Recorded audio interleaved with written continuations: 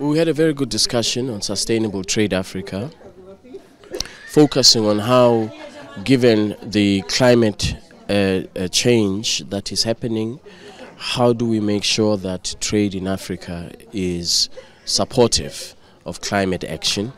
You would have heard 2 days ago that there was a launch of Africa Green Initiative, Green Industrialization Initiative.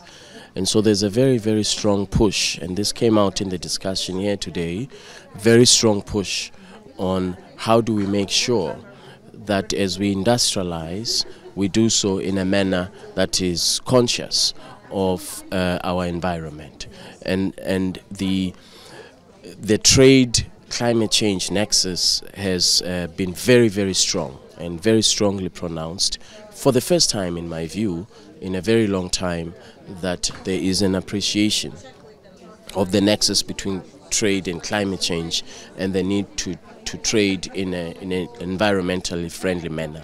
For example, renewable energy, hydrogen, as well as other forms of industrialization that support climate action.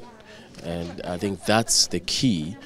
If we are able to, as we industrialize, to reduce our carbon emissions, that is a contributor of how industrialization can contribute to climate action. Industries that are green industries for trade. These are examples of the actions that have to be taken.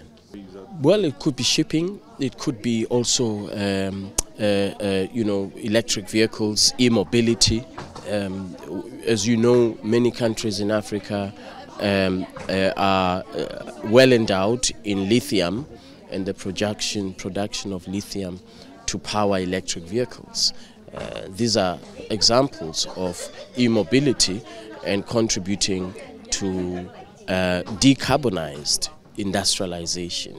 So there are specific examples of things that are actually already happening in the area of climate action. Yes, it's the first time that trade has a very strong dimension in COP, and that is as a result of the realization that we can no longer sustain trade that is not supportive of our climate action objectives, and that's really a very good and positive change, so that as we talk about the global economy and how it transforms over the next decades, we have to be fully conscious of the need for climate action and climate positive industrialization initiatives.